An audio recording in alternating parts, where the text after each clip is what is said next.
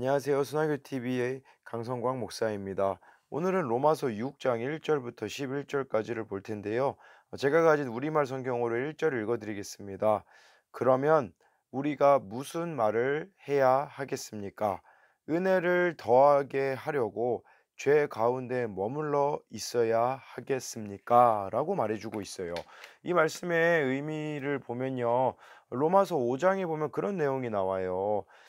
"죄가 더한 곳에 은혜가 넘쳤다." 이런 말을 하거든요. 그러면 그렇게 생각을 할 수 있죠. '아 그럼 나 하나님으로부터 큰 은혜 받으려면 죄를 많이 지어야겠네.' 이런 생각할 수 있잖아요. 여러분 보니까 또 우리가 주로 누군가 이렇게 막 간증 이야기를 들으면 "아 저 이 말씀 보고 찔렸어요." 이런 이야기보다 우리가 듣고 싶어 하는 막 간증은 막 극적으로 삶이 바뀐 사람이 있잖아요. 막 예전에는 조직 생활을 했었었는데 뭐 지금은 뭐 예수님 믿고 변화되었다. 마치 죄를 엄청 많이 지은 사람이 변화된 그런 것들을 우리는 듣기를 원한다라는 것이죠. 근데 물론 그런 것들도 의미가 없다라는 말은 아니에요. 그러면 계속해서 하나님의 은혜가 넘치려면 우리가 계속 죄를 지으면서 살아가야 될까요? 아니라는 것을 오늘 말씀에서 말해주고 있는 겁니다. 그렇기 때문에요, 여러분, 저는 이 말씀을 보면서 들었던 생각이 그러면 우리가 어떻게 하면 은혜를 더할 수가 있을까요? 여러분들의 죄를 깨달을 때 은혜가 넘칠 수 있다라는 겁니다. 내가 죄를 많이 지어야 은혜가 넘치는 게 아니라 내가 내 죄를 깨닫는 사람만이 은혜가 넘치는 삶을 살아갈 수 있어요. 여러분들이 죄인인지 아닌지를 어떻게 알 수 있는 줄 아세요? 저는 두 가지 방법이 저에게는 있어요. 첫 번째는요. 성경을 읽는 거예요. 말씀을 읽다 보면요. 내가 잘 못하고 있는 것들이 깨달아지거든요. 그래서 저는 말씀을 보면서 제 죄를 깨닫게 됩니다. 그리고 제가 두 번째는요. 정말 돌아오고 있지 않는 영혼들 또한 사랑하기 힘든 사람들을 사랑하다 보면 제가 죄인이라는 게 깨달아지더라고요. 저는요 19살 때 예수님을 만났거든요. 그러다 보니까 예수님을 이젠 그래도 오래 좀 섬기게 되었잖아요. 그럼 무슨 생각이 드냐면 저는 그렇게 죄인이라는 생각을 크게 하지 않더라고요.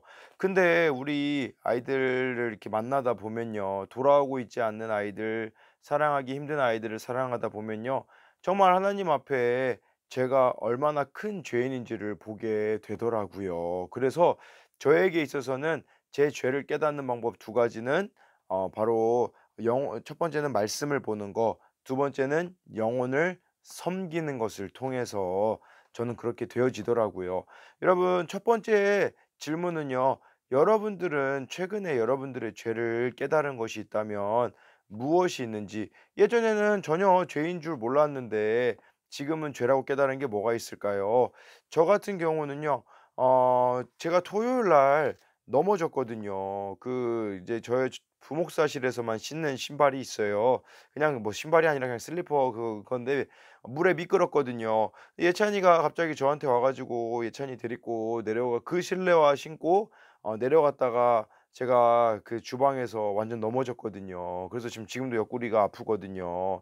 그리고 오늘 아침에는 호박엿을 저희 장인어른이 어제 주고 가셔서 먹다가 아니 호박엿에 뭔가 이게 뭔가 나왔더라고요. 이빨같이 생긴 그래서 장난으로 예찬이한테 "예찬아 아빠 이빨 빠졌어." 그러고서 딱 보여줬는데 알고 보니까 진짜 제 이빨이 빠졌더라고요. 이런 상황이 됐을 때 제가 깨달았던 죄는 뭐냐면 저는 자꾸 핑계 대려고 하는 모습들이 있더라고요. "예찬이 때문에 내가 이렇게 넘어진 거야." "장인어른이 주신 그 호박엿 때문에 내가 이렇게 이빨이 빠진 거야." 이렇게 핑계를 너무 잘 대는 제 모습을 저는 보게 되었습니다. 제 죄를 깨닫게 되었습니다. 이걸 저는 고쳐야겠다고 생각을 했고요. 그다음에는요. 11절 말씀을 읽어 드리도록 하겠습니다. "이와 같이 여러분도 자신을 죄에 대하여서는 죽은 자요 하나님께 대해서는 그리스도 예수 안에서 산 자로 여기십시오."라고 말해 주고 있어요. 여러분 이 말씀은 무슨 말이냐면 여러분 죽은 사람은 아무 것에도 반응하지 않잖아요. 여러분들은 죄에 죽은 사람이기 때문에 어떤 죄의 유혹에도 반응을 해서는 안 된다라는 것입니다. 두 번째로는요. 여러분 하나님께 대하여 여러분들은 살아있는 자라고 말해 주고 있잖아요. 살아있는 사람은 되게 민감하게 여러 가지로 반응을 하잖아요. 그래서 하나님께 대하여서 살아있는 사람은 하나님의 말씀에 민감하게 반응해야 된다라는 거죠. 무슨 말이냐면 죄에 대하여서는 죽은 자처럼 여러분들이 대해야 돼요. 죄가의 유혹이 막 몰려올 때 그 죄에 대하여서는 죽은 자처럼 반응하지 않는 삶을 살아가야 되고요. 반대로요. 하나님과는요.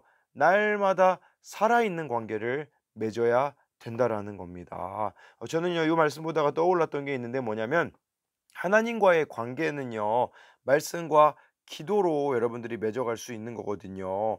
그런데 그럴 유혹이 있어요. 무슨 유혹이냐면 내가 예를 들어서 찬양팀을 해요. 근데 일 주일 동안 말씀과 기도 하나도 안 하고서는 그냥 찬양팀에 서 있어서 찬양을 하는 걸 가지고 '나는 하나님을 기쁘시게 했어. 나는 하나님의 일을 했어.'라고 말하면 안 된다라는 것이죠. 왜냐하면 하나님하고 살아있는 관계를 맺지 않는데 내가 하나님을 위해 다른 일을 한다고 해서 그것이 하나님과의 관계를 대신해 줄 수는 없다라는 겁니다. 두 번째로 여러분들에게 드릴 질문은요. 하나님과의 여러분과 하나님과의 관계를 돌아보시고 지금 어떤 상태인지를 나누어 봤으면 좋겠습니다. 이상입니다.